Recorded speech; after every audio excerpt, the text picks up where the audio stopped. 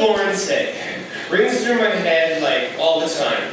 My father's words of wisdom floating to the top of my mind like a magic 8-ball, answering questions usually at the wrong time. The best is, when I'm on a first date and I'm sitting across a beautiful woman and my father's voice is ringing through my head. Well, boy, is this one marrying stock like your mother? Or is she just breeding stock, or are you just going to send her out to pasture like all the others? Like I want to be thinking about cows and my mom while I'm on a date, right?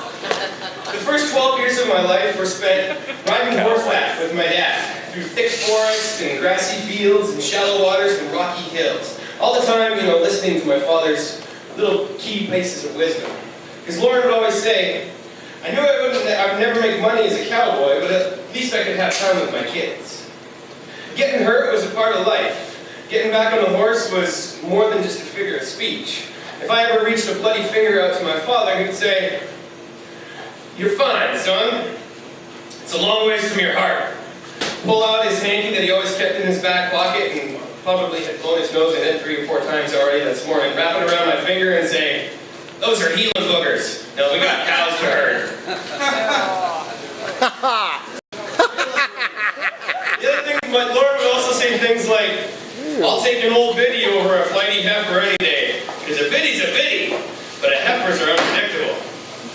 I grew together with my father and son, he my dad, and me his little man.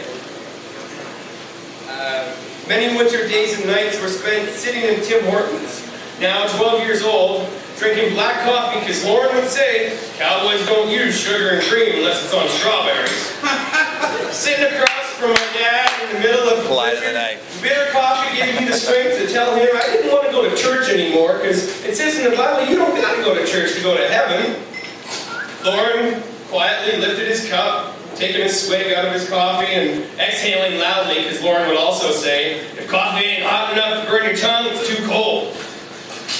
Setting his cup down, leaning in close, looking me straight in the eyes and said, "Well, boy, you're right. You don't gotta go to church to go to heaven, but the book of Loren says you gotta go to church if you're gonna live in my house." It was at that point that my dad and I stopped being buddies and started being 2 men living in one house. At 16, I had questions about sex. Loren said, "The only thing you need to know about sex is that it's something special between a man and his wife." That was it. At 19, Loren would say one thing too many, and I would reply with one last rebellion, and we would part ways. The 2 of us, a couple of stubborn old biddies. Until he and Mom came by and visited me, entering my house of sin, living with my girlfriend and her Hooters co-worker. Loren was quietly observing as I walked around in nothing but my house coat.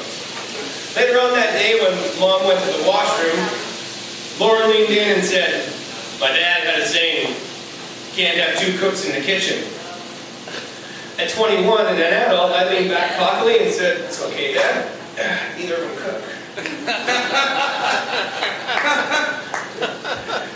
That kind of topped it. And because I was cocky and an adult now, I figured the old man needed a little bit of a lesson. So 3 years of silence went by. Loren would answer the phone and say, "Yellow." And I'd say, "Is Mom there?" Loren would brokenly kind of answer, "Yup." And little to my knowledge, retreat to his bedroom and shed tears of mourning at the loss of his little man. The drugs that made me feel so righteous in my cold-heartedness soon led me to sleeping on couches in warehouses full of stolen goods traded for fixes.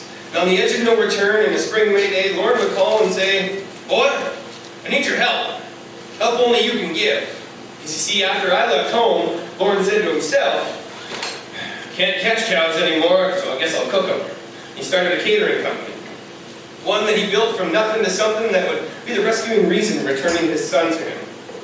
2 months of detoxification and aggravated arguments, starting when Loren would say, "The boss is the boss, even if he's wrong, and I'm the boss." To which I would reply, "Fuck that!" That didn't always go over so well. Loren, tight-lipped, would turn around and say to himself, "You've been praying for your son to come home for 5 years. You're not going to give up on him after 2 months." Loren wouldn't say much for, the next while, as I slowly rehabilitated, and when I finally returned to myself, Loren looked at his watch one day and said, "Well, boy, I think it's time for you to go to Timmy's." And his 2 black coffees, steaming hot, warmed us from the blizzard of snow blowing against the windows. I leaned in close, took a sip of my coffee, and exhaled loudly, as Loren taught me, and told Loren about the hell that became my life in his absence. And he sat quietly, listening, only occasionally exhaling the heat from the sip of hot black liquid warmth. And when I ended my story, my teary, apologetic eyes explaining how sorry I was for the years of spiteful silence, Loren put his coffee down, pulled out his hanky, passed it over to me so I could wipe the tears from my eyes, and he said, "You know what, son? It's okay. I always knew it was a long ways from your heart."